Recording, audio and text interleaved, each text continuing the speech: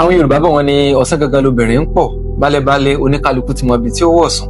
Bí bá fẹ́ mọ obìnrin tòótọ́, oníwà tútù bí àdàbà, aya rere lọ́ọ̀dẹ ọkọ, abiyamọ tòótọ́, abiyamọ tó ṣàpọ́nlé ọkọ, tó mọ iyì ọmọ, tó mẹ̀tọ́, tó mẹ̀tò, tó ka ẹbí kún, gẹ́gẹ́ bí Déjì ti ìlú Àkúrẹ́ ṣe ka Àkúrẹ́ kún fún ìdàgbàsókè rẹ̀. Ọkọ pàtàkì ni ìyá wa Mrs. Esther Àníkẹ́ aya Ìdòwú jẹ́ láàárín ẹgbẹ̀lẹ́gbẹ̀ obìnrin. Lẹ́ni tàbí ní agboolé Jẹ́milúyì ní Òdìgẹ́ nílùú Àkúrẹ́ olóyè mẹ́kùn, ọmọ bàbá Jẹ́bẹ̀ntolúwa. Ìyá wa Àníkẹ́ ọmọ Ògún Ìsáyè àárín ìlọ́tín ẹ̀sọ́ oríta gún tó lè ò lè gbé kí mi gbé tèmi ọmọ ìrorò mẹ́kùn. Ẹ̀yin lọmọ olókè méjì takọtabo lórí ara wọn, ọmọ Àkúrẹ́ olóyè mẹ́kùn, ọmọ amúdàsílẹ̀ mogun ẹnu pani. Ẹ̀yin lọmọ ọlọ́jà méjì tán ná lójúmọ́, màmá pupa ẹkọ ayẹyẹ orí kádùn ọjọ́ òní.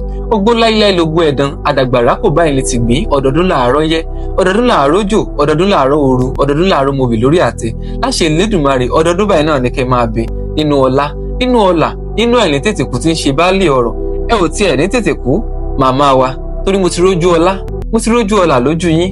Òjòjò ní sowó kó má lè nájà, kókókó báyìí lára ọ̀tá lè, kókókó lára yóò mọ́ lè. Inú ìgbáyé gbádùn, àlàáfíà lẹ́fì lògbà láṣẹ Elédùmarè. Abiyamọ tòótọ́, ìyá Adéọlá, ìyá Adérónkẹ́, ìyá Folúkẹ́, ìyá Olúwatósìn, ìyá Olúwabùnmi. Mo níbi tí yín bá wá ń jákẹ́ má mi kàn.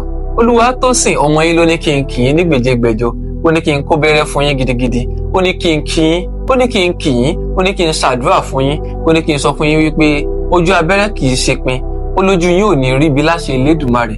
Bákan náà ni àbúrò yín Ọlárẹ̀wájú láti Amẹ́ríkà, wọ́n fi ìkíni wọn ránṣẹ́ sí i, wọ́n ní kí n sọ fún yín pé bẹ́ẹ̀ ṣe ń ṣe ayẹyẹ ọjọ́ ìbí yín tọdún yìí, ẹ ó ṣe ọ̀pọ̀lọpọ̀ rẹ̀ lókè èèpẹ̀ pẹ̀lú àlàáfíà.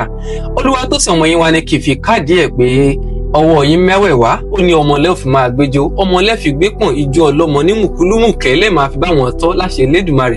Ọwọ́ yín mẹ́wẹ̀ẹ̀wá ẹ ò ní fi gbọ́mọ gbìn bí èbùsù.